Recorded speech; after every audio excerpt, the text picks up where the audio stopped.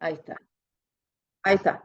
Gracias. Entonces, vuelvo a repetir, vamos a hablar un poquito de la historia No de la sé si, pedagogía. perdón, no sé si es mi celu o no sale la voz, en mi celu por lo menos. ¿El resto me escucha? El resto me escucha, Raquel. Bueno, entonces, como les decía, vamos a hacer un poco de historia de la pedagogía para entender un poco cómo el hombre comenzó a enseñar, de qué manera el hombre empezó a enseñar. Y por supuesto que cuando uno estudia la historia de la pedagogía, lo que uno hace es utilizar los libros de historia de la pedagogía y uno se va a encontrar con algunas percepciones y con eh, algunas visiones de esa historia de la pedagogía que para algunos es como las cuestiones empezaron. Ahora, cuando nosotros lo vemos a la luz de las escrituras, nosotros encontramos algunas cosas diferentes. Entonces, vamos a comenzar nosotros analizando un poco la historia de la pedagogía y la gran pregunta que nos podemos hacer antes de que yo comparta una línea de tiempo que tengo para ustedes es que ustedes me digan, bueno, ¿cuándo comienza ese proceso de enseñanza y aprendizaje? ¿Cuándo comienza? En uno. ¿Cuándo uno comienza a aprender? Desde que nacemos, del nacimiento, desde que somos bebés. Desde que somos bebés, bien. ¿Alguien quiere agregar algo más? ¿Saben cuándo empezamos a pensar? A ver, analicen. Cuando ustedes piensan, ¿qué hacen? ¿Qué ocurre en la cabeza? ¿Qué está pasando ahora mientras que ustedes piensan y no saben qué decirme? ¿Qué está pasando ahí arriba? Vamos. No sé si es correcto, pero es una actividad neuronal, se Sí, transmite. claro, ocurren las neuronas adentro de la cabeza. Pero ¿qué pasa cuando yo pienso? Lo saben, ¿eh? Lo saben. Piensen en algo. Ahora díganmelo. Díganme en qué pensaron. Vamos, saquen, pongan los micrófonos eh, prendan los micrófonos y compártanme algo en qué pensaron. Cuando Recuerdos que se nos vienen. razonamos, Razonar, Graciela, Recuerdos que vienen a la cabeza y los queremos transmitir, bueno, los y queremos poner por palabras. gracias. Esa era la palabra que estaba buscando. Pensamos con palabras, ¿no es cierto?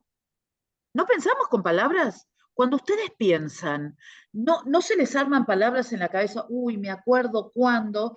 A veces es palabra y es algo que nosotros vemos, pero muchas Vale. veces en nuestra cabeza los pensamientos van a venir a través de las palabras. Por eso, algunos estudiosos dicen que es muy importante el desarrollo del lenguaje, porque en la medida en que nosotros desarrollemos el lenguaje, nuestro pensamiento va a ser más rico. Ahora, ¿cómo desarrollamos el lenguaje? Uy, qué preguntas difíciles que estoy haciendo para un viernes a la noche. A ver, ¿cómo desarrollamos el lenguaje? Escuchando. Escuchando. Muy bien. ¿Qué más? Imitando, poniendo Estudiando. la boca como el que está hablando. Imitando. Muy bien. ¿Qué más? leyendo. Leyendo. Beto, ¿usted qué dijo? A través de repeticiones. A través de repeticiones. Entonces, nosotros vamos desarrollando nuestro pensamiento a través de nuestro lenguaje. Entonces, recuerdan ustedes, si tuvieron un sobrino, un nieto, un hijo, una hija o algún hijo de algún amigo, que ¿qué empezaban a hacer? Ma, ma, ma, ma. Y cuando el niño decía ma, ma, ma, ¡ay! Todo el mundo estaba feliz porque había dicho mamá. En realidad, los que estudian el desarrollo de la lengua justamente hablan de esto, hablan de una imitación que los niños hacen porque escuchan y porque, bueno, ese, es una característica del hombre, tener la posibilidad de la palabra. Mientras más desarrollada esté la palabra, más rico va a ser el pensamiento. Con lo cual, algo muy interesante eh, para cada uno de ustedes, si ustedes piensan que son personas de pocas palabras, que les cuesta desarrollar una idea, que les cuesta escribir una respuesta, bueno, una manera de lograr esto es a través de escuchar, de imitar, de leer, como alguien dijo también. La lectura es una forma muy interesante de poder desarrollar el pensamiento. No es casualidad que la fe venga por el oír y el oír por la palabra de Dios. ¿Se entiende? Que tiene que ver con, yo leo las escrituras entran a mi cabeza, pero también entran a mi alma y hacen una transformación. Una transformación que hace, como dijimos la vez pasada, que nosotros ya no seamos los mismos, sino que seamos hombres y mujeres que tengamos otro conocimiento. El estudiar en el Instituto Teológico lo que nos va a dar es una mayor riqueza, además de muchas cosas, ¿no? Pero hablando desde el punto de vista pedagógico, lo que nos va a dar a nosotros es una riqueza verbal muy grande para poder compartir nuestras ideas y para poder expresarlas de la mejor manera posible. Y también, en la medida en que nosotros estudiemos, cuando nosotros comparemos lo que alguien nos dice, cuando nosotros escuchemos algunas cosas, lo que nosotros vamos a también poder hacer es contrastar y comparar con lo que nosotros ya sabemos de las escrituras y de esa manera constatar que lo que se esté diciendo es correcto o incorrecto. Y eso no es ser una persona rebelde, sino que eso es ser una persona cuidadosa de la doctrina, cuidadosa de las cosas que se escuchan y además cuidadosa con dejarse convencer por cualquier viento de doctrina, para ser bastante bíblica en ese sentido. Entonces, tiene que ver con la imitación, es decir, y hay distintas conexiones neuronales, es decir, nosotros tenemos muchísimas neuronas en nuestra cabeza. Lo que los estudiosos en neurociencia, ustedes saben que la neurociencia es una ciencia bastante joven, pero que ha descubierto muchas, pero muchísimas cosas acerca de nuestro cerebro. Antes se nos decía que una vez que el cerebro había sufrido algún tipo de daño, que era casi imposible poder recuperarlo. Bueno, hoy los neurocientíficos nos dicen que si alguna parte del cerebro es dañada, en algunas ocasiones las neuronas pueden hacer otros puentes para lograr que el cuerpo pueda volver a realizar algunas de las cosas que hacía anteriormente.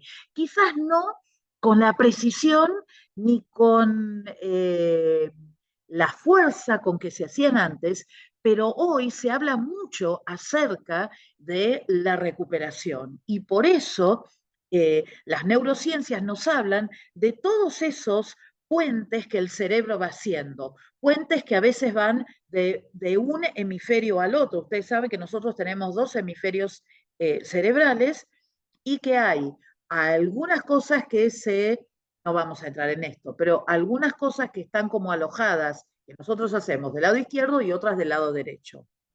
Pero que también hay relaciones entre ellas, lo que hace que mientras que nosotros en este momento estamos hablando, ustedes también están pensando, están escuchando lo que están escuchando está entrando por el oído, del oído va a través del nervio auditivo al cerebro, el cerebro transforma, el nervio lo transforma en, digamos, impulsos eléctricos que llegan al cerebro, que el cerebro los decodifica, los trata de comprender. Ustedes tratan de asimilar eso. También lo que están haciendo ustedes es pensar quizás en alguien que alguna vez tuvo un accidente cerebrovascular y que pudo recuperar algunas cosas, o quizás están pensando, qué interesante, me parece que voy a averiguar algo más sobre la neurociencia porque es algo que me interesa. Hay personas que me están escuchando y están anotando. Hay personas que tienen calor y se están corriendo la bufanda porque tienen calor. Es decir, algunos se sonríen porque lo que están escuchando les da gracia. Todo esto es nuestro cerebro. Es maravilloso, es maravilloso. Dios nos creó con todas estas capacidades para poder lograr diferentes cosas.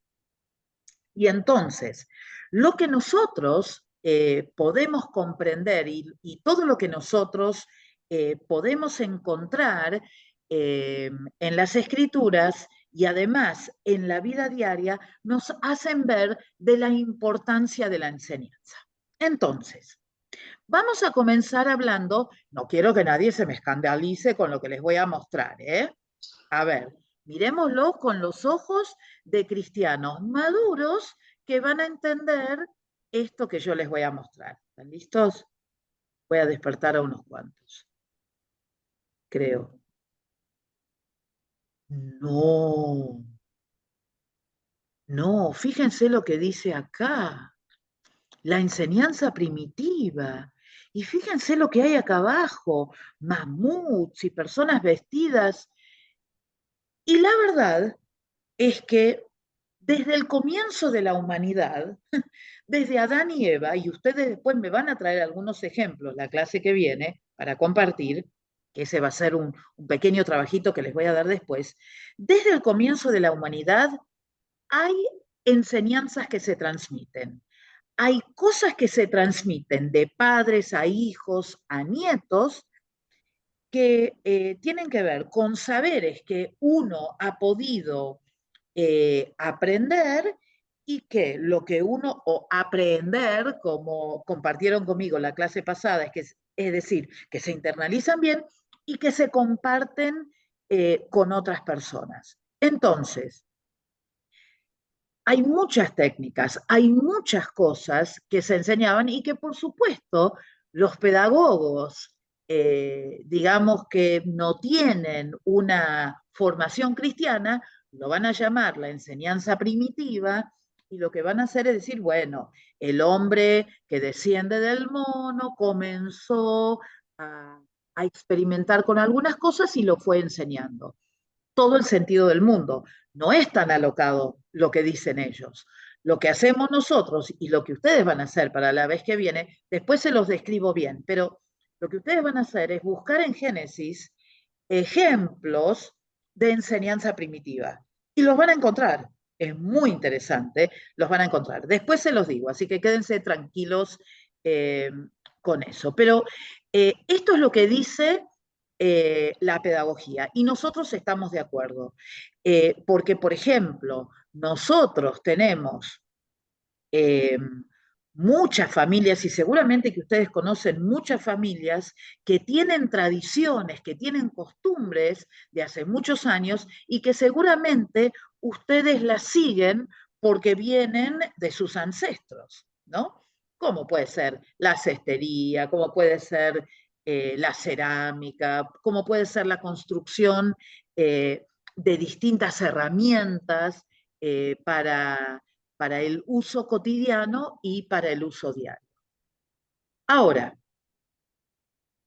cuando, a medida que el hombre fue desarrollándose, y estamos dando un salto en el tiempo, para aquellos de ustedes que hicieron geografía, recordarán que nosotros hablamos bastante y después fuimos al Antiguo Oriente, a la Grecia Antigua, hablamos, no hablamos de China, no hablamos mucho de Egipto, pero hablamos de Babilonia. ¿Y con qué nos encontramos? nos encontramos con comunidades, con sociedades, con grupos de personas que lo que pudieron hacer fue desarrollar distintas técnicas para distintas cosas. Entonces, por ejemplo, los babilonios desarrollaron técnicas muy interesantes para poder regar jardines colgantes que tenían. Y no tenían mangueras, y no tenían canillas, y no tenían bombas, y no tenían electricidad, pero lo hicieron usando otro tipo de técnicas. Otros pueblos también comenzaron a experimentar con la escritura. Entonces, al hacer esto, ellos pudieron dejar por escrito muchas de sus tradiciones y costumbres para que otros después de ellos pudiesen también apropiarse de eso y aprender a hacerlo. Por ejemplo, los egipcios se caracterizaron por unas cuantas cosas. La escritura en forma de pictograma, que son dibujos, ¿sí? Fue muy interesante en esa época, pero ellos también, por ejemplo, fueron muy conocidos por algunas técnicas que tienen que ver con la medicina, porque, por ejemplo, ellos momificaban algunos de sus muertos notables y algunos de esos cuerpos han durado hasta hoy en día. Y han durado porque también hubo construcciones, es decir, algunas, digamos, pericias arquitectónicas que ellos pudieron hacer para poder guardar esos cuerpos y guardar las riquezas, etcétera, etcétera. También algunas culturas de las cuales se estudia, la verdad que muy poco, porque, miren, en general, cuando nosotros pensamos en algunas culturas, inmediatamente las conectamos o con la religión o las conectamos con algunas ideas filosóficas, pero lo que no sabemos es que, por ejemplo, los antiguos chinos tenían desarrollada su cultura de una manera muy extendida. Y hay mucha literatura y hay mucho guardado acerca de los escritos chinos y de la enseñanza que daban los chinos a sus coetáneos.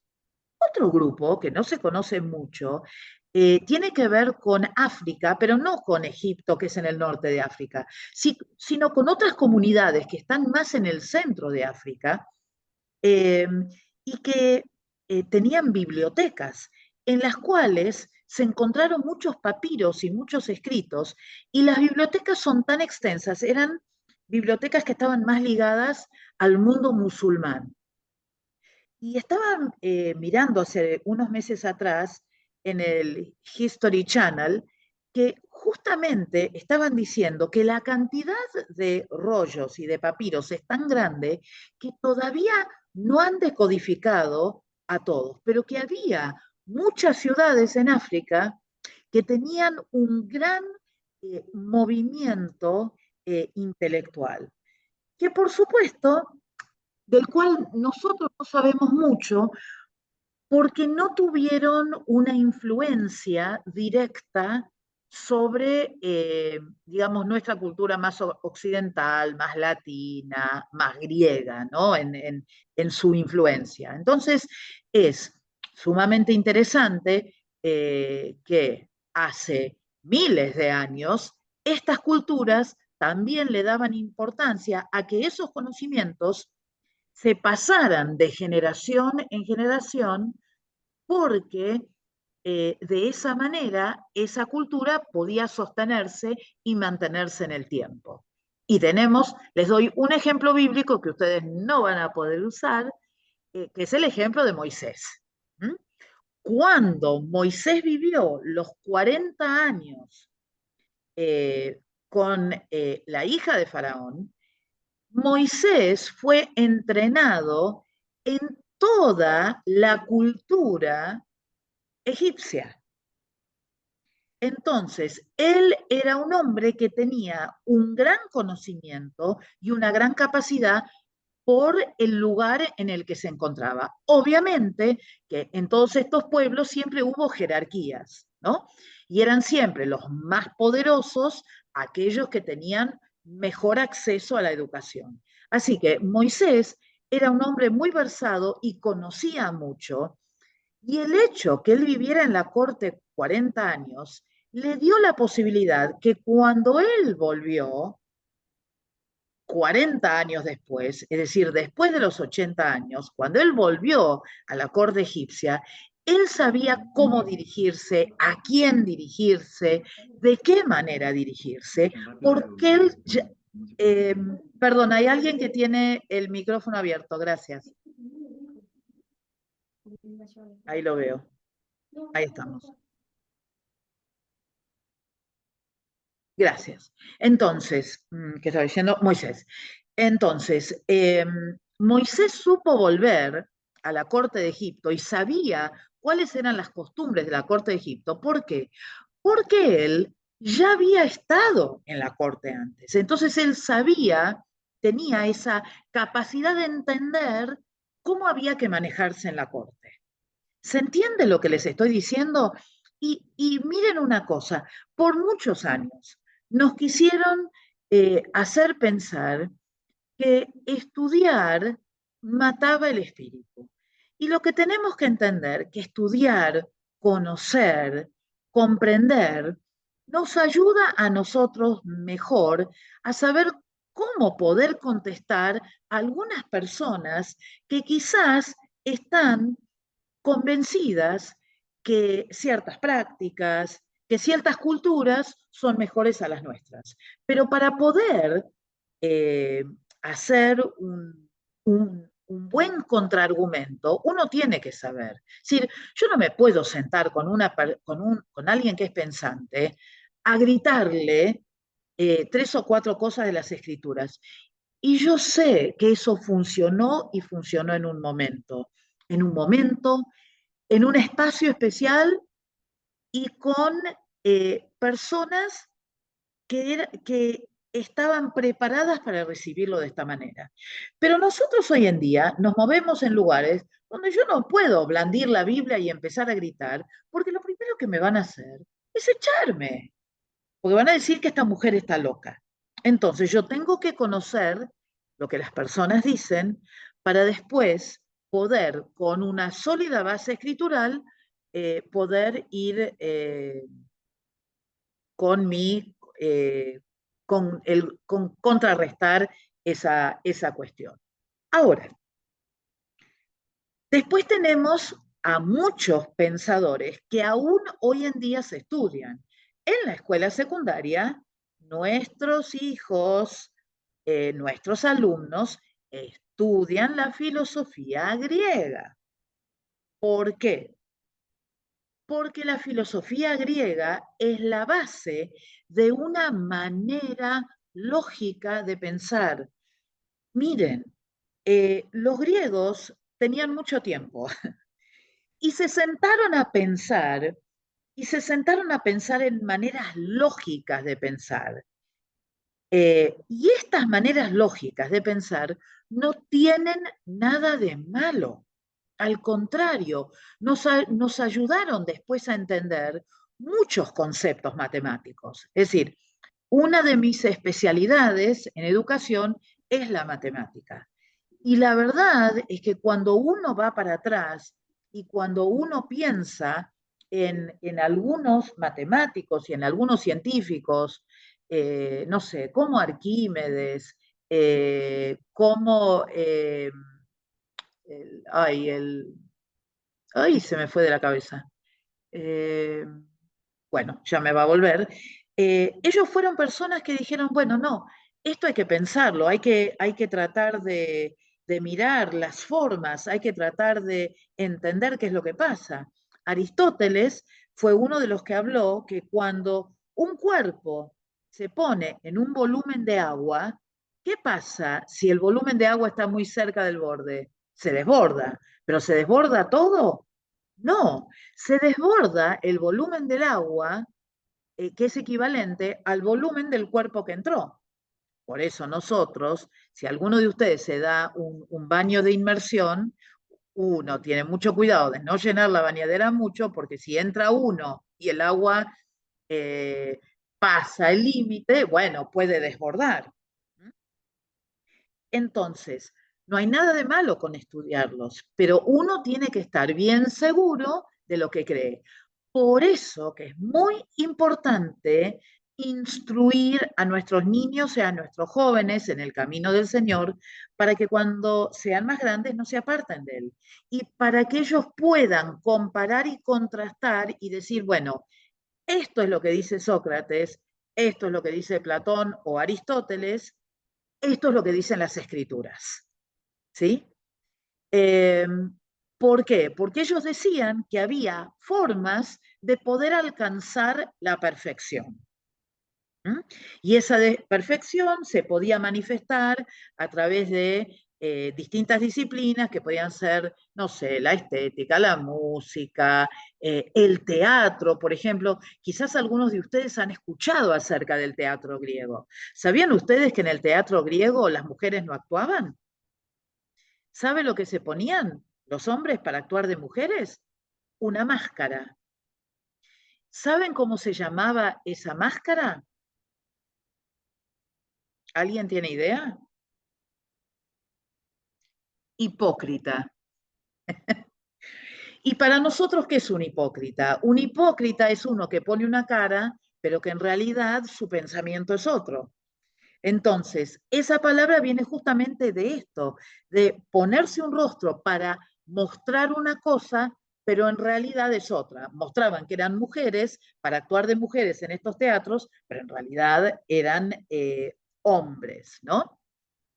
Entonces, muy importante instruirse, escuchar, tratar de entender y después decir, bueno, me aferro a esto, pero no me aferro a esto porque esto no es tan importante. Y tenemos que estar listos para hablar con nuestros niños y con nuestros jóvenes, porque nos los vamos a encontrar en cualquier momento y vamos a tener que poder contrarrestar este tipo de cosas. ¿Mm?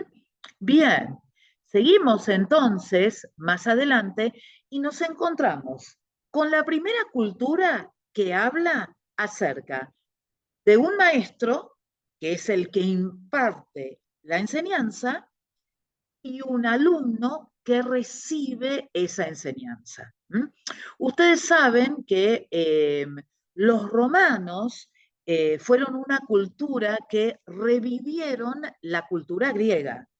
Por eso hay en la religión romana hay muchos dioses que son los mismos dioses que en la religión griega, solamente que tienen otro nombre, porque ellos buscaron imitar eh, esa cultura en general, no solamente la religión, pero sino que toda la cultura, porque entendieron que era una cultura muy completa y que podía ayudar al hombre a ser un mejor hombre, ¿no?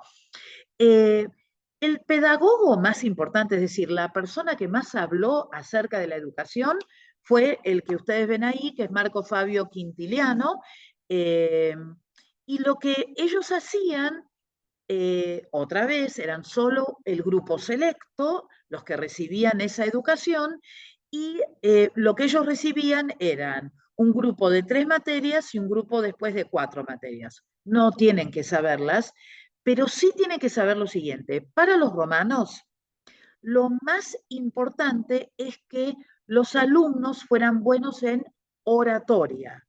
¿Por qué? Porque estos eran los hijos de los nobles y de los sacerdotes, bueno, no de los sacerdotes, pero o de algunos sacerdotes, y lo que ellos hacían, ellos eran parte después digamos, del poder legislativo. ¿Y qué practicaban mucho los romanos? La oratoria, el hablar, el expresar sus ideas a través de la palabra. Cuando uno escucha a veces a algunos políticos o algunos diputados o algunos senadores, uno encuentra que a veces a ellos les falta la retórica, es decir, hablan como si nos estuvieran hablando en el living de nuestra casa. Y en realidad estaría muy bueno que algunos de ellos pudieran estudiar retórica, porque eso también los va a ayudar a que ellos se puedan expresar con una mayor corrección. Los docentes también. Nosotros tenemos que tener la posibilidad de poder expresarnos con fluidez. Un evangelista, un pastor, un líder, tiene que tener esa posibilidad de expresarse con corrección, porque lo que tienen que entender es que todo lo que nosotros estamos diciendo está entrando a la mente de nuestros estudiantes y que nuestros estudiantes tienen que poder procesar todo lo que nosotros estamos diciendo. Bien, vamos a seguir un poquito más. Y entonces nos encontramos después en la época feudal, es decir, nosotros estamos haciendo un salto muy grande. Desde los romanos, en el siglo 0, 1, y estamos haciendo un gran salto a la época feudal, al 1400, 1500. ¿Por qué? Porque después nos vamos a detener nosotros en lo que las escrituras dicen y vamos a hablar un poco hoy acerca de cómo Jesús enseñó. Pero una de las cosas, y ¿por qué saltamos a este siglo? Saltamos a este siglo porque hubo muchos siglos de mucha oscuridad después de la primera época de la iglesia. Una época de mucha oscuridad espiritual, de mucha oscuridad cultural, porque la cultura estaba en manos de unos pocos. Es decir, o los nobles o los sacerdotes eran los únicos que sabían leer o escribir.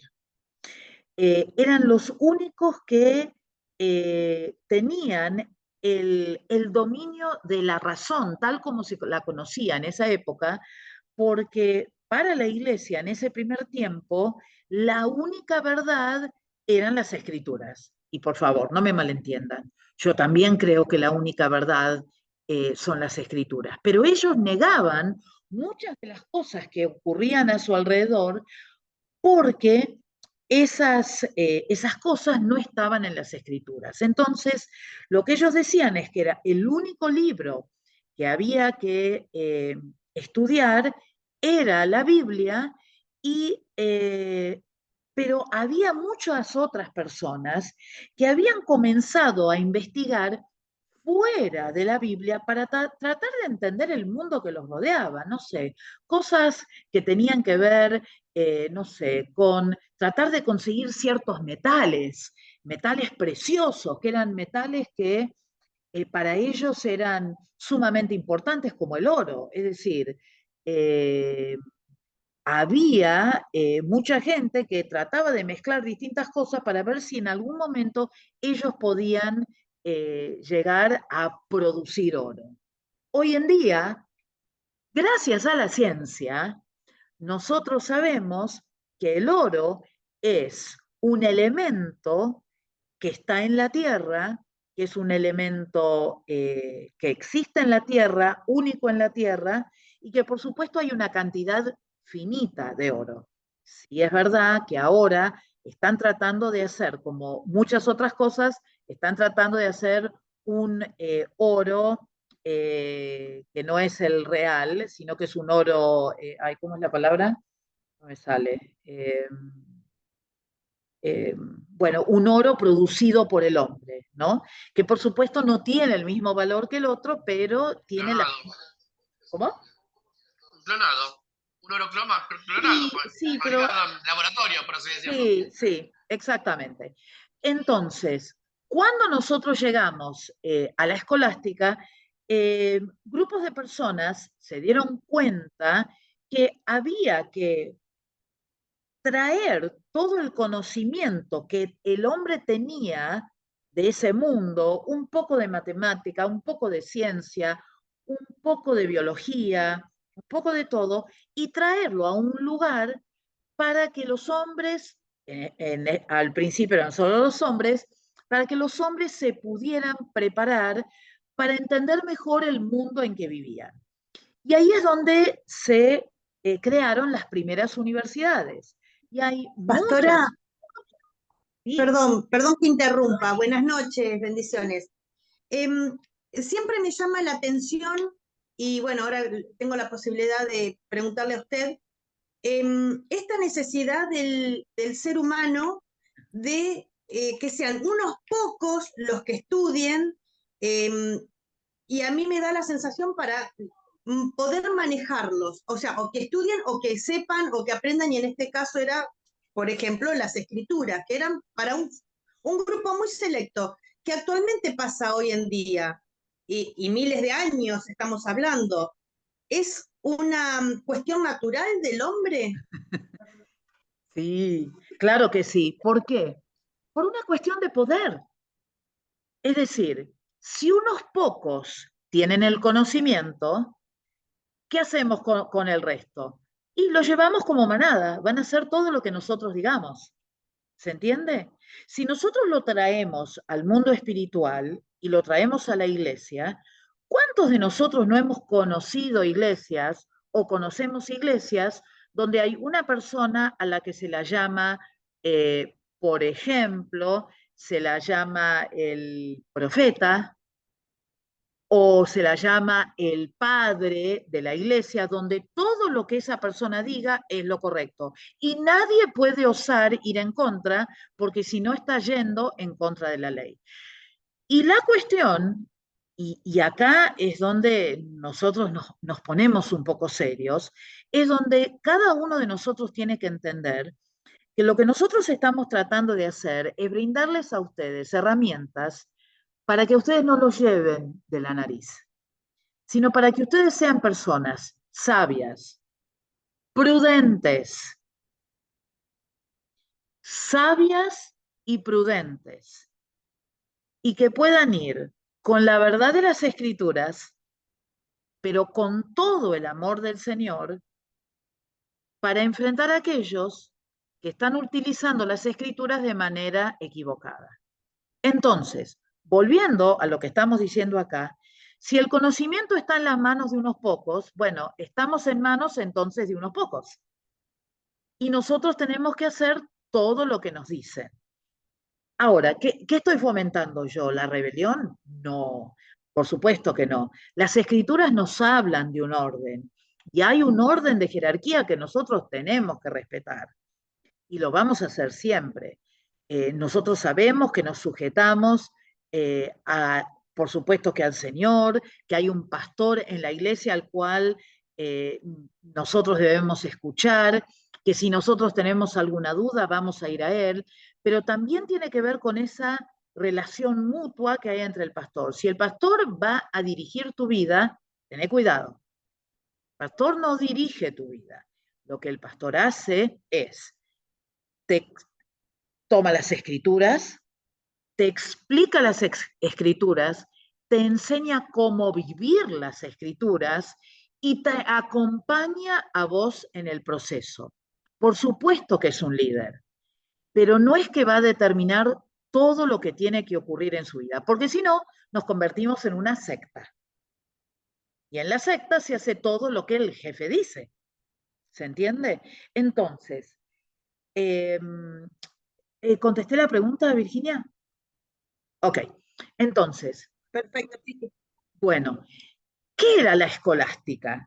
La escolástica era cuando cuando se fundaron estas primeras universidades, no era que se sentaban a estudiar y tenían libros para leer, ni nada por el estilo, porque recuerden ustedes que estamos en los albores de de la invención de la imprenta, ¿no? Entonces no había libros todavía, pero había mucha gente que tenía mucho conocimiento y que ese conocimiento era transmitido a través de discusiones, de debates, también había algunas lecturas que se hacían de cosas que, por supuesto, en muchos casos eran los sacerdotes los que las escribían. Los sacerdotes, estoy hablando de la Iglesia Católica, ¿no? Y entonces ellos escribían y copiaban, y eso era lo que se traía a las universidades para que las personas pudiesen, digamos, comenzar a hablar acerca un poco de ciencia, un poco de filosofía y también un poco acerca de la religión o de las escrituras, ¿no? Por supuesto que todo el que no pertenecía a una clase alta, por supuesto no sabía leer y por supuesto no tenía las posibilidades de poder expresarse ni de poder expresar sus ideas, y tampoco conocía otra idea. Esa es la otra cosa también, ¿no? No tenían ningún conocimiento, sino que ellos estaban abocados a trabajar, abocados a trabajar para aquellos que eran más poderosos, y también trabajar para poder conseguir el alimento que ellos necesitaban para comer, ¿no? Y las primeras universidades que se crearon siempre estuvieron ligadas a la iglesia, porque obviamente la iglesia quería mantener una, una mirada muy férrea y un control muy férreo sobre las cosas que se decían y sobre las cosas que hacían, ¿no? Entonces, eso también hacía que, bueno, que fuera otra vez solamente para unos pocos, ¿no? Y después vamos a llegar entonces al siglo XVI, ya estamos en el siglo XVI después de Cristo, y acá tenemos al primer gran pedagogo. Y el primer gran pedagogo se llamaba Juan Comenio, o Juan Amos Comenio, ¿no? Él escribió algo que se llamaba la Gran Didáctica o la Didáctica Magna. Y fue escrita por Comenio, y entonces lo que Comenio empieza a escribir son el primer esbozo de tratar de entender que tiene que haber un maestro que enseña y un alumno que aprende. Y que ese proceso tiene que ocurrir de una manera particular, en una clase, en ese momento eran como unas tabletas de arcilla sobre las cuales se escribían. Imagínense nosotros, en este momento yo podría, miren, a ver si puedo, esperen, yo puedo escribir acá. ¿Ustedes ven lo que yo escribo?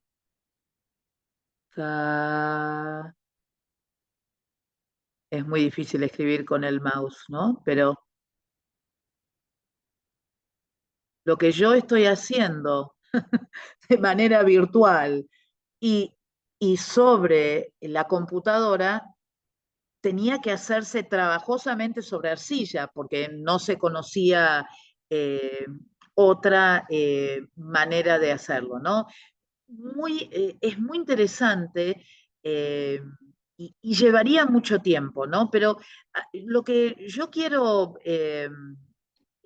compartirles acá son algunas cosas básicas para que ustedes vean cómo esto fue creciendo a medida que fue pasando el tiempo. ¿Tienen alguna pregunta hasta ahora?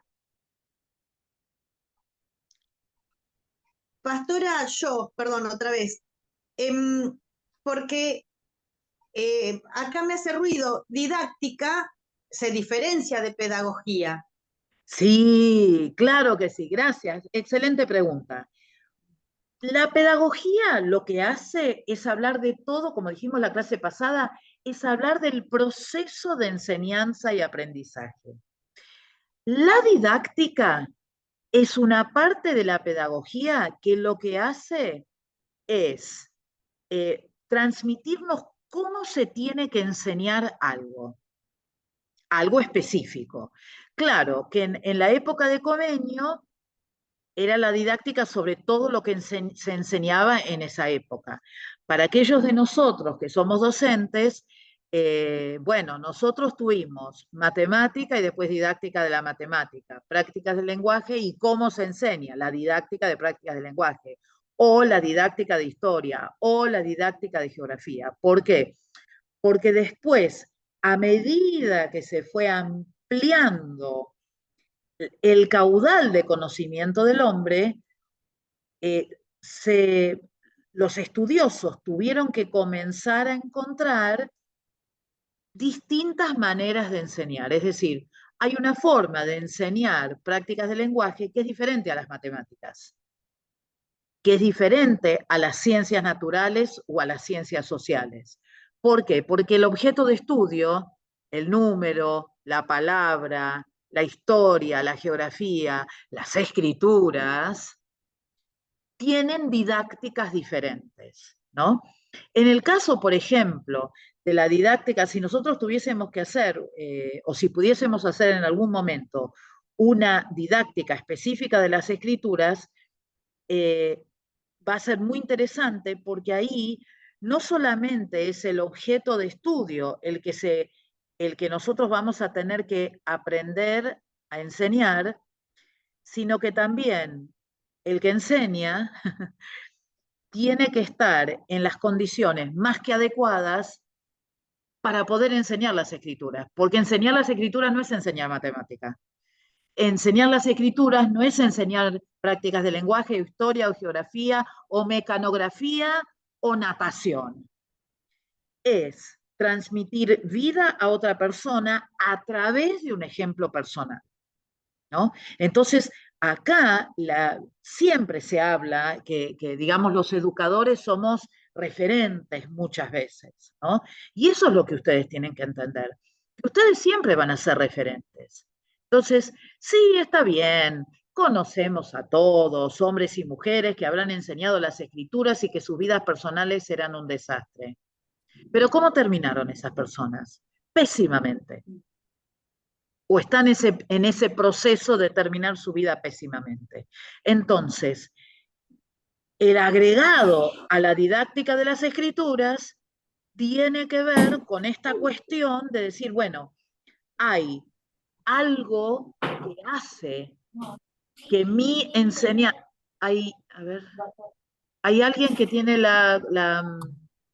el micrófono prendido. Gracias. Hay alguien que sigue teniendo el micrófono prendido. A ver, ¿quién es? Ya está, ya apagó. Entonces, ay, se me escapó lo que les quería decir. Sí, hay algo de las didácticas de las escrituras que tienen que ver con algo experienciado, vivenciado, vivido. Es decir, yo no les puedo decir que la palabra de Dios, por ejemplo, fíjense ustedes, si yo estuviera acá enseñando las escrituras, yo les podría decir, bueno, la palabra de Dios dice que es viva y eficaz, más cortante que espada de 2 filos, que penetra hasta lo más profundo de nuestros corazones, que entiende todo. Esa es una manera de decirlo, pero no transmite nada. Ahora, si yo les digo que leyendo las escrituras, yo sé que la palabra del Señor es viva, es eficaz, porque hizo una transformación en mi vida, que en momentos oscuros de mi vida, leyendo los salmos, yo encontré ahí la respuesta a mis momentos de debilidad, a mis momentos de angustia, a mis momentos de dolor. Ustedes no me van a decir que ahí no hay una diferencia. Porque es verdad lo que les estoy diciendo. Porque no lo estoy inventando, no estoy actuando. Sí es verdad que dicen que, bueno, que los maestros en cierta manera tenemos algo de histriónicos porque tenemos una forma de actuar o una forma de expresarnos que a veces no es la misma que cuando estamos en otro ambiente. Y por ejemplo, los hermanos de Zárate, que me conocen, saben que una cosa es cuando yo estoy dando clase, pero si yo estoy en un lugar donde, y efectivamente esto pasó hace no mucho tiempo, eh, yo tiendo a ser más callada, más reservada, más observadora, más de disfrutar de lo que pasa. Ahora, póngame a enseñar y me transformo, porque es algo que es más fuerte que yo. Pero no es solamente que yo soy una actriz, porque no lo soy. Soy un ejemplo vivo de lo que las escrituras pueden hacer en la vida de una persona y lo que las escrituras pueden hacer en cada uno de ustedes como futuros líderes para poder ser hombres y mujeres que levanten la antorcha cuando nosotros seamos muy viejitos y no podamos hablar más. Entonces, habiendo dicho esto, lo que yo voy a hacer, ay, esperen que se me fue la cámara a cualquier lado, sí, sí, para hacerme en la mente y poder entenderlo. Yo sé que a grande rasgo, ¿no? Lo que yo voy a decirle, pero para ubicarme. Podemos decir que la pedagogía es la parte social, digamos, que uno, para encauzar, para que ese alumno, esa persona pueda desarrollarse, pueda aprender y aprender los conocimientos, los objetivos, la parte educacional. Y la didáctica es la parte técnica, de cómo tengo que bajar ese conocimiento para que esa persona entienda, aprenda y todo lo otro. exactamente. Es decir, la pedagogía es a grandes rasgos todo lo que tiene que ver con la enseñanza y el aprendizaje. La didáctica me da las herramientas específicas para enseñar determinados contenidos. Es eso, ¿m? La forma de hacerlo, porque no siempre es de la misma manera. Así que sí, es así, es así. Entonces, ¿qué vamos a hacer ahora? ¿Todos tienen Biblia? O en el teléfono, no necesita ser de papel, pero si tienen, esperen que voy a buscar la mía.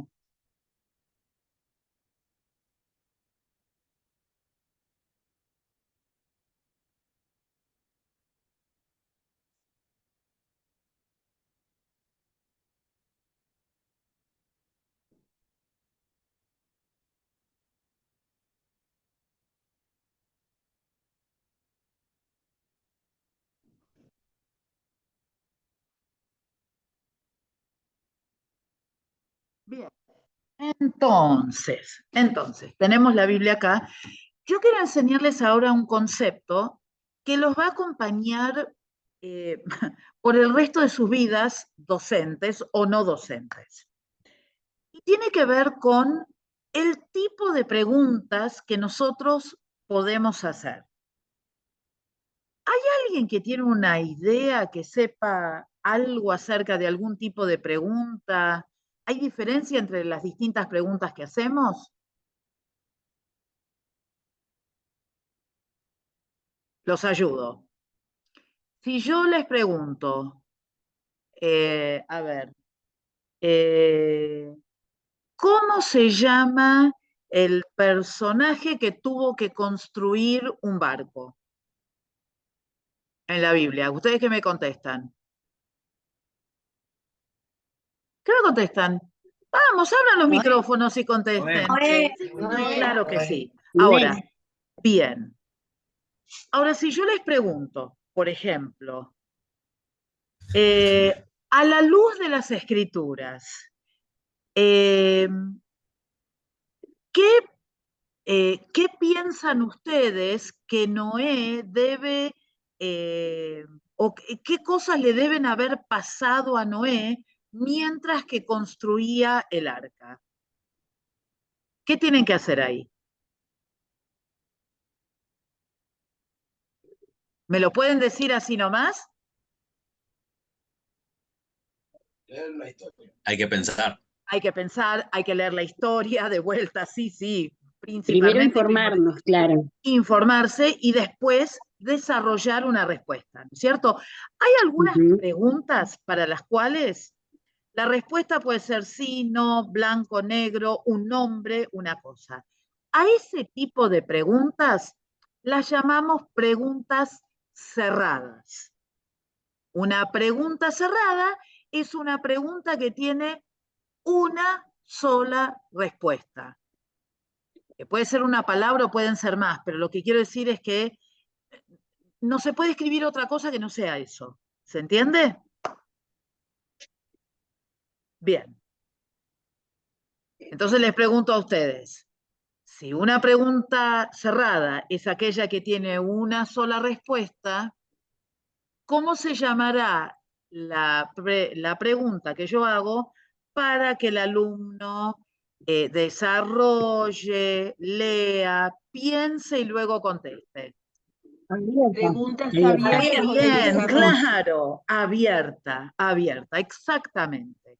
Entonces, lo que nosotros tenemos que hacer como docentes es tratar de poder identificar, porque yo no quiero dar, uno no quiere dar cátedra, porque no es esa la idea. La idea es que haya un ida y vuelta con el alumno para que el alumno se sienta partícipe de lo que está pasando. Ahora, esto es algo que hay que aprender y hay que aprenderlo muy bien, ¿sí? Y es que yo puedo hacer preguntas abiertas o puedo hacer preguntas cerradas. Cuando uno está comenzando a dar clases, uno tiende a hacer preguntas cerradas. ¿Por qué? Porque son preguntas que tienen una sola respuesta y que nos hacen a nosotros sentirnos seguros, que no nos podemos equivocar en la devolución que le vamos a dar a nuestro alumno. ¿Qué pasa con las preguntas abiertas? Y las preguntas abiertas exigen de parte nuestra una mayor preparación, porque yo tengo que estar listo para que el alumno me conteste lo que le parece o lo que leyó o lo que entendió. Y entonces ese tipo de preguntas va a necesitar también de nosotros una lectura un poco más comprensiva. Cuando digo lectura comprensiva no quiero decir, perdón, que a veces uso vocabulario que no debo. Una lectura comprensiva no es una lectura donde yo comprenda todo lo que dice, sino que una lectura comprensiva es una lectura que yo hago tratando de dilucidar todo lo que dijo el alumno para tratar de entender qué es lo que pensó el alumno y cómo lo expresó.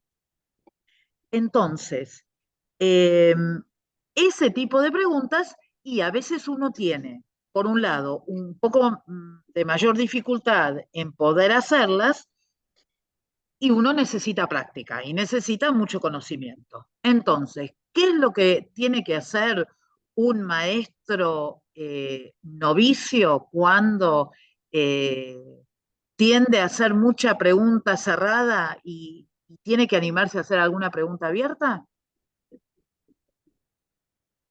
Lápiz y papel. Lápiz y papel. Entonces, y tenerlas ahí. No hay nada de malo con tener tus notas. Es decir, nadie va a pretender que vos sepas todo, porque Google sabe todo, yo no lo sé. Entonces, yo tengo un papel, tengo un lápiz, me hago una lista de algunas preguntas que me parecen interesantes para yo tenerlas ahí, para poder hacerlas una vez que enseñe el concepto que quiero enseñar. Las preguntas abiertas son aquellas que tienen, por ejemplo, que comienzan con ¿cuál es tu opinión? ¿Por qué? ¿Cómo? ¿O de qué manera? ¿Se entiende? Entonces, ese tipo de preguntas lo que hace es que yo empiece a desarrollar. No va a ser una pregunta que va a tener una única respuesta. Eh, ahora la cierro. Una única respuesta y eso va a ser lo único que uno tiene que responder, una palabra, sino que va a haber un desarrollo en la respuesta. ¿Se entendió? Bueno, vamos a hacer ahora una prueba. ¿Tienen la Biblia ahí? ¿Sí? Bueno, vamos a buscar miren qué difícil, lo que les voy a dar para...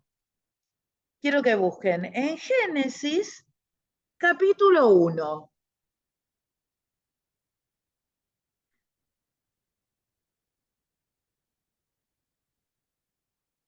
Entonces, Génesis capítulo 1, ustedes saben que habla sobre la creación, ¿sí? Entonces, primero lo vamos a hacer todos juntos, así vamos practicando, y después los voy a dividir en algunos grupitos para que practiquen algunas preguntas cerradas y algunas abiertas. Entonces, por ejemplo, ¿alguien me puede dar un ejemplo de una pregunta cerrada que se refiera a cualquier parte de Génesis 1?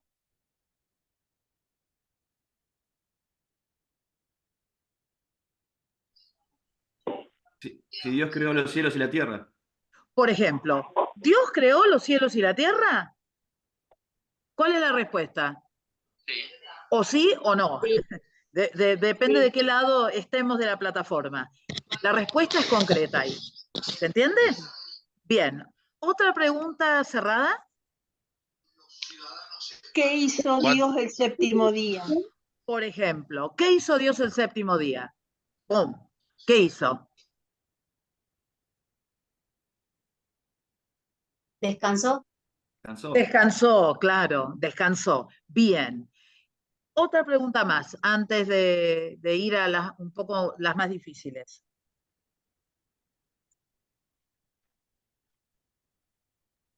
¿Cuántos días tardó en crear todo lo que creó? Exactamente. ¿Cuántos días tardó? ¿Y cuántos días tardó?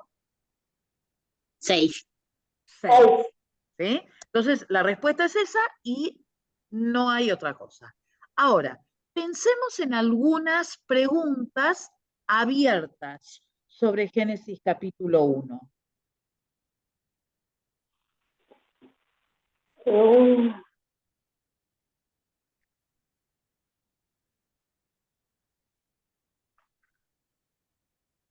Más difícil, ¿no?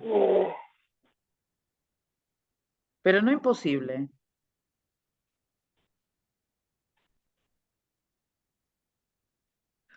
¿Les ayudo con una? ¿Por ¿Quieren? qué, A ver, sí, ¿por qué? por qué crees que la tierra estaba desordenada y vacía?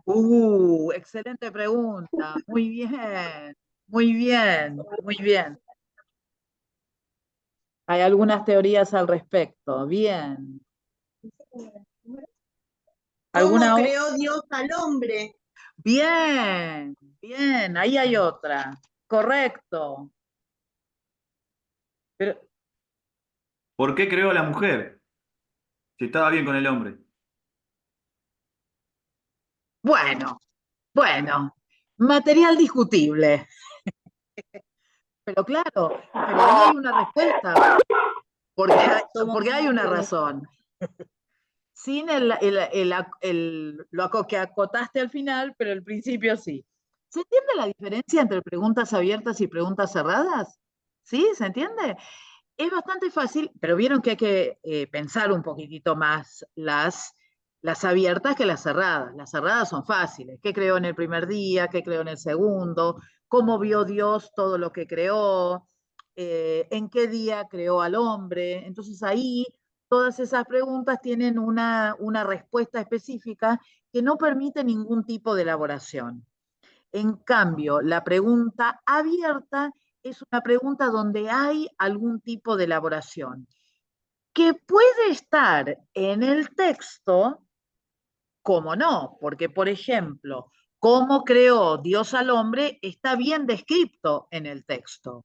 Ahora, el porqué de la tierra desordenada y vacía no está en el versículo 2, porque el versículo 2 lo único que dice es cómo estaba la tierra, que también podría haber sido otra pregunta abierta.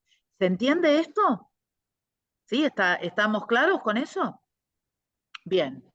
¿Alguien quiere buscar algún texto que le sea conocido de otra parte de la Biblia y hacerme una pregunta abierta y una cerrada?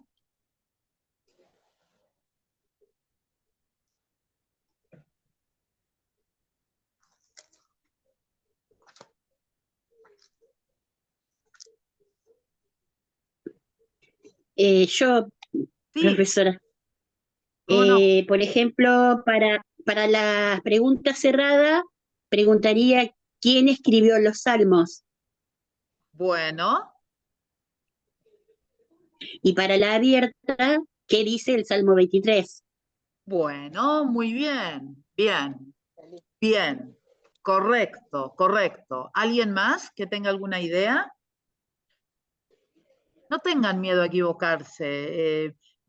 Lo bueno es participar, es soltarse y participar, porque es la única manera de aprender, ¿sí? Y yo nunca, si hay algo que nunca vamos a hacer acá es ni burlarnos de nadie, ni reírnos de nadie, sino que simplemente lo importante es hacer el esfuerzo de tratar de aprender, ¿sí? Así que anímense, vamos.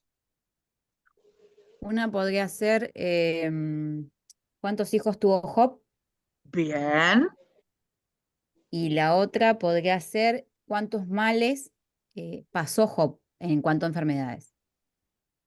ahora, si vos decís cuántos males, lo que ocurre ahí es que es una lista determinada. Entonces, eso sería más una pregunta cerrada que una abierta, porque la respuesta es una sola y es todos los males por los cuales pasó Job. Entonces, quizás lo que podrías decir es, como pregunta abierta, ¿por qué Job tuvo que pasar por tantos males? Entonces, podrías preguntar, la pregunta abierta podría ser, ¿por cuántas enfermedades o cuántas cosas malas pasó Job? Y la otra, ¿por qué lo pasó? Y entonces ahí habría una mayor elaboración, ¿sí? Bien. ¿Alguien más que se anime? Vamos, vamos, vamos. Flor, Una Sí, pregunta, una pregunta cerrada. ¿Fue Juan el que bautizó a Jesús? perfecto. Y una abierta, eh, ¿estaban los 12 discípulos cuando descendió el Espíritu Santo? Y ahí la respuesta es o sí o no, así que esa también es cerrada. ¿Se También entiende? cerrada. Perfecto. Sí, sí, ¿Sí? sí, sí, te entiendo. Entonces habría que decir algo así como, a ver, con la venida del Espíritu Santo, eh, ¿qué era lo que estaban esperando los 120 en el aposento alto? Y entonces ahí se podría Ahí hablar un está. poco acerca de lo que Jesús había prometido, que estaban unánimes y juntos esperando, algo así. ¿Se entiende? Entiendo, Bien, entiendo. bien. ¿Alguien más? Una Yo, pregunta, Bueno, a ver, Graciela. sí, una pregunta cerrada. ¿Dios llamó a Moisés? Bien, Una pregunta abierta, yo estaba por preguntar. una pregunta abierta. ¿Qué fue lo que hizo Moisés? ¿A qué le respondió a Dios cuando le llamó? ¿qué le respondió? ¿O qué le respondió Moisés cuando Dios lo llamó? Cuando Dios lo llamó. Lo que habría que cambiar un poco la pregunta ahí. ¿Por qué? Porque si usted pone solamente qué le respondió y está la respuesta, es cerrada. Hay una cosa que Moisés respondió, ¿no? Eh, Perfecto. podría ser, ¿por qué creen que Moisés respondió así? ¿Sí? Bien. ¿Alguien más? Yo, Bien, Graciela. Sí, yo. Nati, Nati de Nati. Zárate. Muy bien, Nati.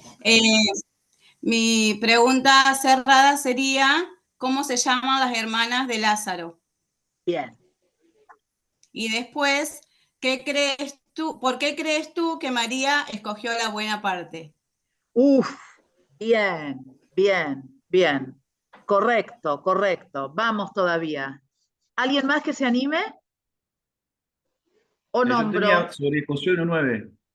Sí, Mira que te mando que te esfuerces y seas valiente, no temas ni desmayes, porque Jehová tu Dios estará contigo donde quiera que vayas. La abierta sería, ¿por qué debo esforzarme y ser valiente? ajá, Y la cerrada, si Dios está conmigo todos los días o en todo lugar. perfecto, sí, perfecto, correcto. ¿Alguien más que quiera compartir? ¿Por qué, pastora, por qué el pueblo de Dios tardó tanto en llegar a su tierra prometida? ¿Esa Y qué es? esa es abierta. Sí, Y la cerrada sería cuánto estuvo en el desierto, cuántos años. exactamente. Perfecto, perfecto. ¿Alguien más que quiera intentar? Flores, Sí, en el arca de Noé, ¿cuántos? Ay, no me sale. Los animales que subió, Noé subió a los animales al arca, ¿no es cierto? Eso es sabemos que fueron los animales. Ahora lo que no sería abierta es cuántos animales subió. sí. ¿Cuántos animales de cada clase subió? Porque no sabemos cuántos animales Claro. subió. ¿Sí? ¿Cuántos animales de En cada total, clase? ¿cuántos animales? Sí. Fueron los animales, pero no cuántos animales. Bien. ¿Y la abierta?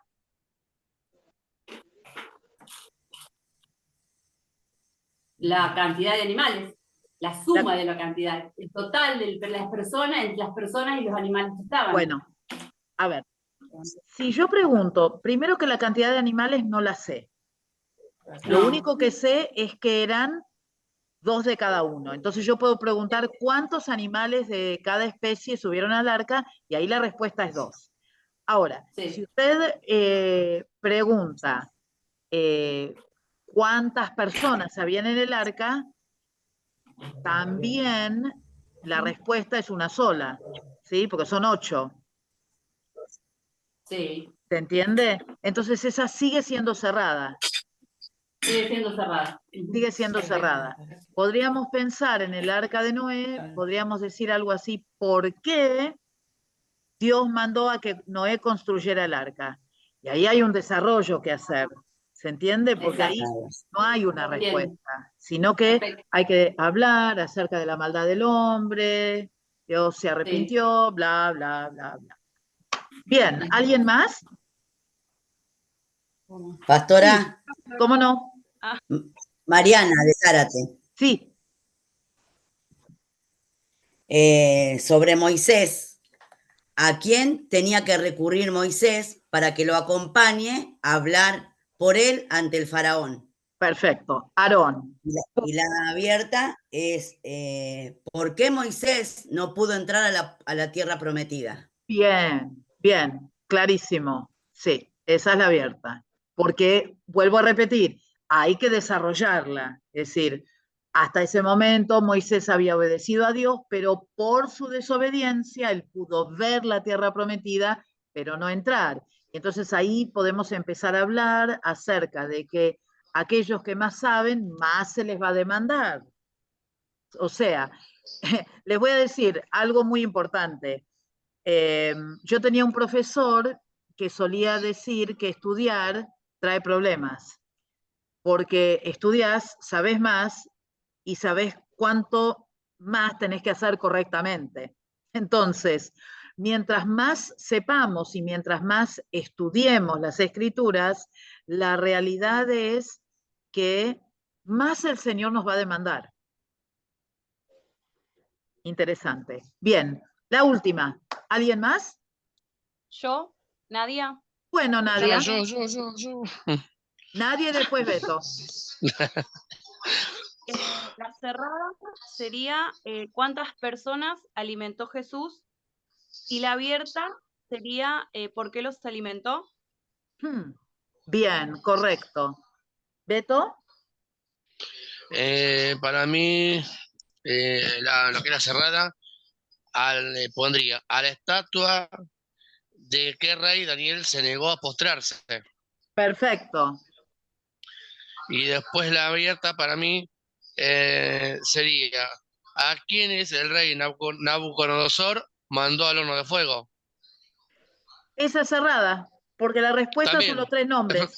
¿Se entiende? Ah, ok, perfecto. ¿Sabe cuál podría ser?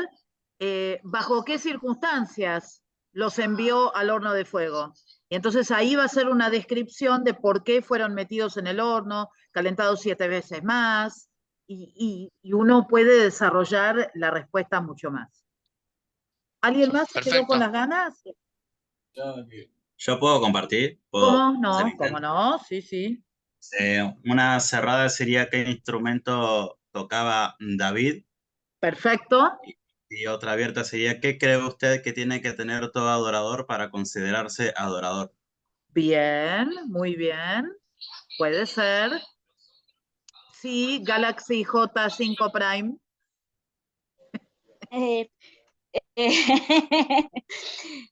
¿Por qué se enojó Jonás?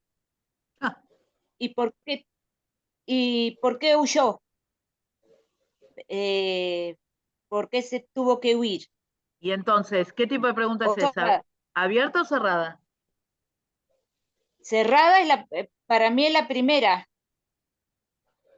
No. ¿Por qué se enojó? No, porque es abierta, ¿sabe por qué?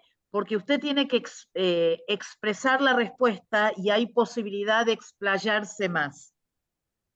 ¿Sí? Entonces, una podría ser, ¿después de cuántos días Jonás fue escupido por la ballena? O qué planta se murió cuando él estaba sentado abajo. Entonces ahí la respuesta es es cerrada, es así y punto. ¿Sí? ¿Estamos con eso? Sí, sí. ¿Sí? Bueno. Sí, sí. Bien, entonces, lo que vamos a comenzar a hacer ahora, que va a ser algo como más, me parece que los va a ayudar un poco más a entender, es, y que también vamos a ver las escrituras como desde otro punto de vista, es tratar de entender de qué manera Jesús fue un maestro, ¿no? Porque si hay algo que nosotros tenemos que hacer es imitar a Jesús. Entonces, para nosotros, a Jesús lo llamaban maestro. Entonces, lo que nosotros vamos a tratar de comenzar a entender en esta noche, y continuaremos en las noches subsiguientes en las que nos encontremos, es cuáles fueron algunos de los métodos que usó Jesús para enseñarle a las personas. Y seguramente que así nomás ustedes me pueden decir. Por ejemplo, parábolas. Parábolas, perfecto, correcto. ¿Alguna otra que se les ocurra? Parábolas. Bienaventuranzas. Las bienaventuranzas, muy bien, una declaración de una serie de pasajes, muy bien. ¿Algo más? Con ejemplos. Con ejemplos, muy bien, sí, sí. ¿Alguna otra manera? Los mandamientos. Los mandamientos no los dio Jesús, sino que lo que Jesús dijo, que ellos conocían los mandamientos, pero que él les daba un mandamiento mejor. Un mejor, exacto. ¿Sí? Sí, sí. Bien. Ajá, correcto. ¿Algo más? No importa, yo los voy a ayudar, porque vamos a ir de a poco, porque hay muchas formas. Y Raquel, ¿qué quiere decir Raquel? Raquel está entusiasmada. Porque no podía apretar el micrófono. Con su proceder como ejemplo delante de distintas situaciones o circunstancias. Perfecto, perfecto. Ser un ejemplo es algo fundamental. Muy, pero muy bien. Entonces, Pastora, exhortando. Sí, sí.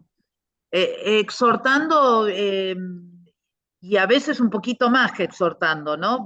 Si nosotros usamos la palabra exhortar como la encontramos en las Escrituras, en Corintios, habla acerca de, bueno, corregir con amor. Y a veces las correcciones de Jesús fueron un poco más intensas, ¿no? Pero sí, definitivamente sí. Entonces, vamos a leer, tengan la Biblia a mano, así vamos leyendo un poquitito y se hace un poco más ameno. Mateo 13:54. El que lo tiene, lo lee.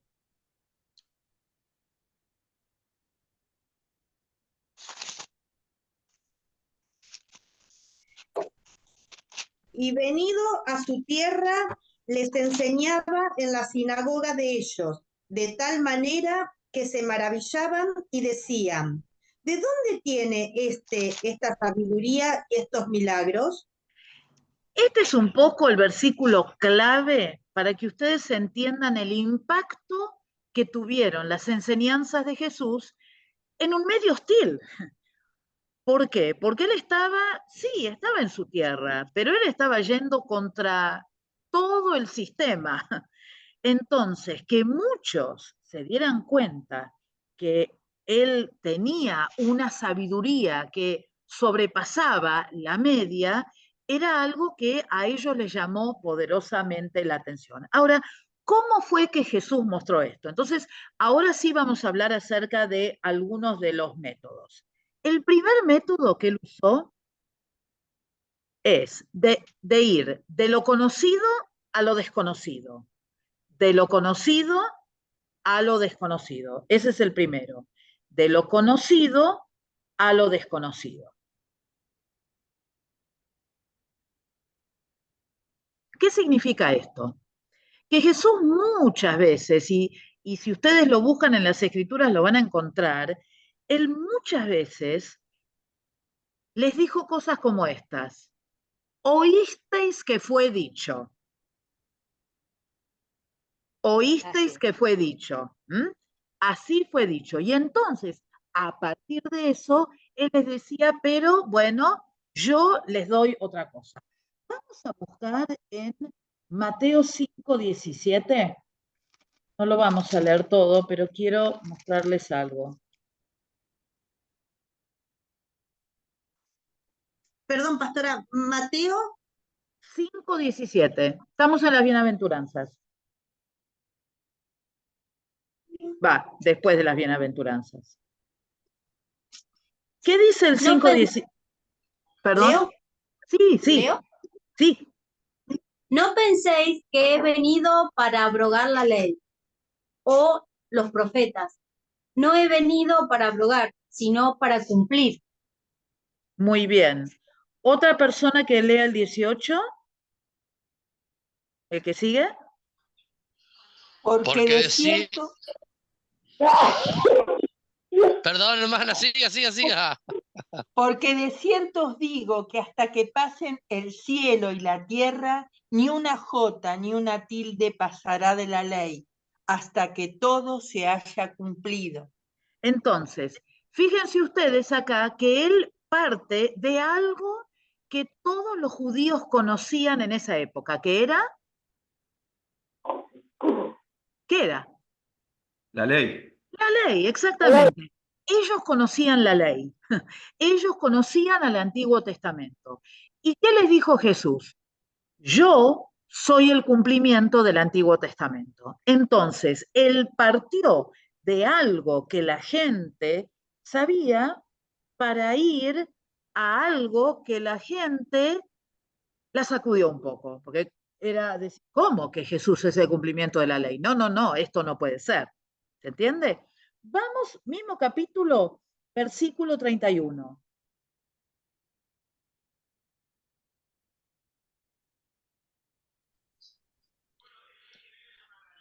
También fue dicho, cualquiera que repudiese a su mujer, dale carta de divorcio.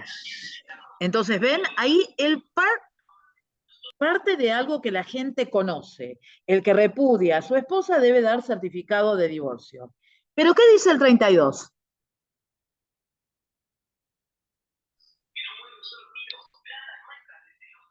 Pero yo os digo que el que repudia a su mujer, a no ser por causa de fornicación, hace que ella adultere, y que el que se casa con la repudiada comete adulterio. Entonces, sí, yo sé, este es un tema difícil de tratar, no es el momento, pero lo que quiero hacerles entender es lo siguiente. Jesús parte de algo que ellos conocían y le da una vuelta de tuerca a lo que él quería establecer en este nuevo momento, en el reino. Fíjense lo que dice el 33.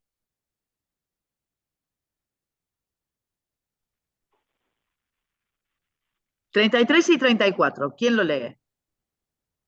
También han oído que a los antepasados se les dijo, no rompas tus juramentos, debes cumplir con los juramentos que le haces al Señor. ¿Leo el 34? Sí, por favor.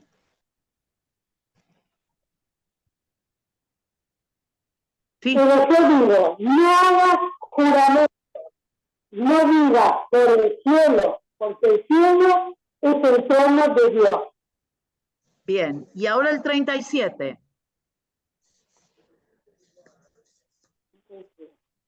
Simplemente di, sí, le haré o no, no le haré. Cualquier otra cosa proviene del maligno. Entonces, fíjense ustedes cómo Jesús parte. Ustedes saben que se les dijo, no hay que faltar al juramento, ni hay que cumplir las promesas con el Señor. Pero ¿qué es lo que dice Jesús? No juren. Simplemente que su sí sea sí y que su no sea no.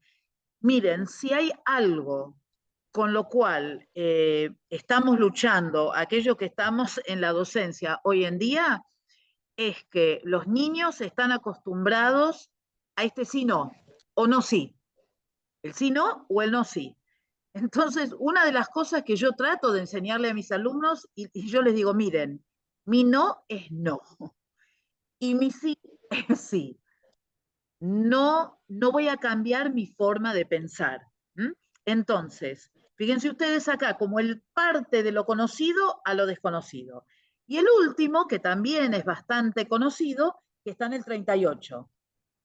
Bueno, hay varios, el 38 y el 43. ¿Qué dice el 38 y el 39? Oísteis que se dijo ojo por ojo y diente por diente, pero yo os digo, no resistáis al mal, antes a cualquiera que te abofetee en tu mejilla derecha, vuélvele también la otra. Bueno, antes era ojo por ojo, diente por diente. Vos haces esto, yo te lo devuelvo. Vos haces esto, yo te lo devuelvo. Y sin embargo, Jesús viene con un cambio de paradigma. Les dice, bueno, ¿qué tienen que hacer ahora? Si alguien te da una bofetada de un lado, poné la otra mejilla para que te dé otra. Y el último, porque este también está muy bueno, 43 y 44 y 45.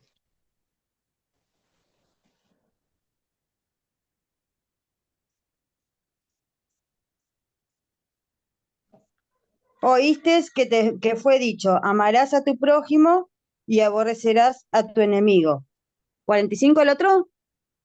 44 y 45. Ah, listo. Pero yo os digo, amad a vuestros enemigos, bendecid a los que os maldicen, haced bien a los que os aborrecen y orad por los que os ultrajan y os persiguen, para que seáis hijos de vuestro Padre que está en los cielos, que hace que su sol salga sobre malos y buenos, y llueve sobre justos e injustos. Entonces, acá hay otra cosa. Bueno, ellos conocían, ¿no? Esto de amar al prójimo y odiar al enemigo. Tenemos miles de ejemplos en el Antiguo Testamento que hablan acerca de esto. Pero fíjense ustedes que Jesús, otra vez cambiando el paradigma. No, ustedes tienen que amar a sus enemigos y no aborrecerlos. Eso ya pasó. Ahora vamos a una nueva etapa. Entonces, esta primera forma en que Jesús les enseñó a los que lo seguían era de lo conocido a lo desconocido. Después nosotros vamos a ver que una de las técnicas de enseñanza que se usa hoy en día muchísimo es justamente eso, enseñar de lo conocido para enseñar lo desconocido. Se usan muchas ilustraciones, cosas que la gente puede llegar a conocer para poder enseñar alguna verdad espiritual. ¿Se entendió esto? ¿Sí? Bien, entonces, vamos a hablar un poco acerca de los deberes. Yo después se los paso todo por escrito, ahora se los digo de manera oral, así que quédense tranquilos, no tienen que anotar, porque yo después les voy a mandar una diapositiva con el pastor César para que se las mande y ustedes ya lo tengan todo por escrito.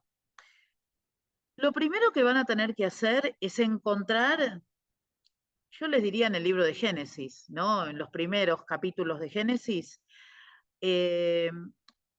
por lo menos 2 ejemplos de personas que aprendieron algún oficio, que aprendieron a hacer algo.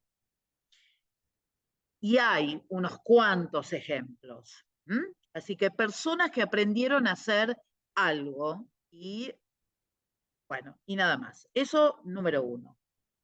Y la segunda cosa que les voy a pedir es que ustedes busquen una historia diferente a la que compartieron hoy, aquellos que la compartieron, es decir, todos van a tener que traer a clase una historia de las Escrituras y donde tengan una pregunta abierta y una pregunta cerrada sobre esa historia. ¿Sí? Sencillo. Por ahora vamos sencillo. La clase que viene ya les voy a dar un artículo para leer. Pero por ahora vamos tranqui, de a poquito. Entonces, nuestra clase se dividió en 2 partes. Primero, lo que dice la pedagogía tradicional, lo que dicen los estudiosos, y ahora lo que hicimos fue comenzar a entender cómo hacer distintas preguntas, y la última parte de nuestra clase fue sobre cómo Jesús enseñó. La clase que viene va a ser la dinámica bastante parecida. La primera parte va a ser terminar un poco con esta línea de tiempo sobre la historia de la pedagogía, y la segunda parte de la clase vamos a continuar hablando acerca de las formas en que Jesús enseñó, que a veces pensamos que son pocas, pero son unas cuantas. Así que, bueno, yo los voy a dejar acá. Han sido muy buenos alumnos hoy. Muchas gracias por su tiempo. Dios les bendiga muchísimo. Mañana a la mañana lo molesto al pastor César con el video para que se los mande, porque lo dejo cargando a la noche y después cuando me levanto a la mañana le mando. Y mañana me levanto temprano porque hay que hacer locro. Ya empecé el locro y mañana es el 25 de mayo. Hay que comer locro. Así que ya se está cocinando allá. Así que bueno, Dios les bendiga mucho, cuídense mucho.